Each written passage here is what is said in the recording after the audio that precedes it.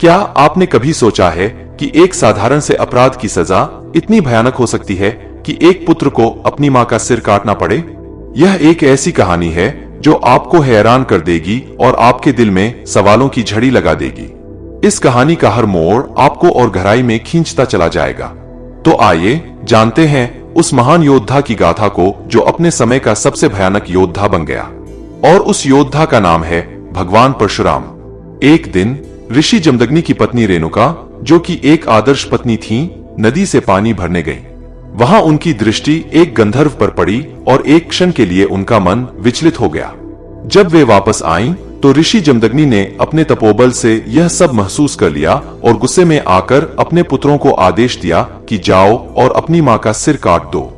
एक एक करके उनके चारों पुत्रों ने इस पाप को करने से मना कर दिया, लेकिन सबसे छोटे पुत्र परशुराम ने अपने पिता का आदेश मान लिया और अपनी मां का सिर काट दिया।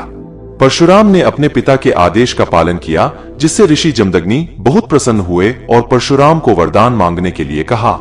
तब परशुराम ने अपनी मां और भाइयों को पुनः जीवित करने का वरदान मांगा और ऋषि जमदग्नि ने अपने वचनों का पालन करते हुए उन्हें जीवित कर दिया।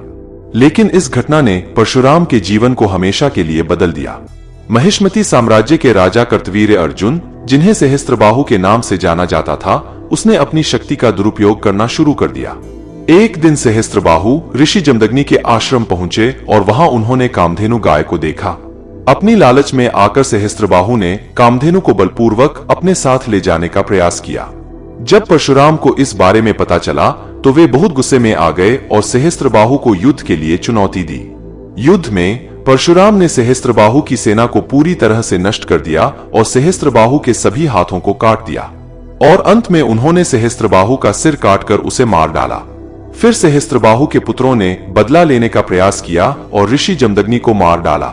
तभी अपने पिता की मृत्यु का बदला लेने के लिए परशुराम ने सहस्त्रबाहु के पूरे वंश को नष्ट करने की कसम खाई और 21 बार उनका संहार किया।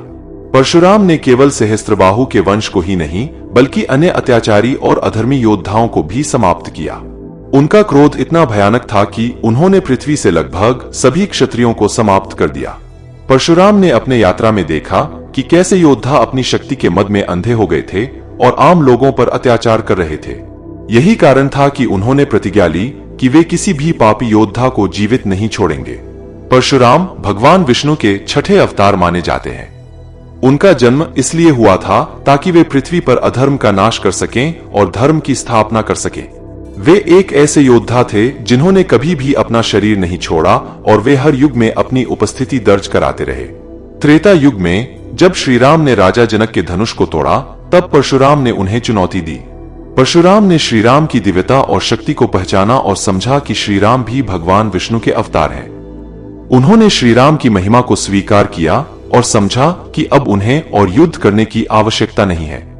आज भी यह माना जाता है कि परशुराम महेंद्रगिरी पर्वत, जो ओडिशा के पास है, उसी पर्वत पर ध्यान मग्न है। वे अपने अगले शिष्य भगवान विष्णु के अंतिम अवतार कल्कि की प्रतीक्षा कर रहे हैं। परशुराम कल्कि के गुरु बनेंगे और उन्हें विश्व में शांति स्थापित करने में सहायता करेंगे। मित्रों, भगवान परशुराम की कहानी हमें यह सिखाती है कि कैसे एक साधारण से गलती भी इतिहास के पन्नों को बदल सकती है। उनकी कथा हमें उनकी निस्वार्थ भक्ति, अद्वितीय शक्ति और उनके अटूट धैर्य का परिचय देती है। परशुराम के जीवन से हम यह भी सीखते हैं कि सच्चा योद्धा वही है जो अधर्म के खिलाफ लड़ता है और धर्म की स्थापना करता है।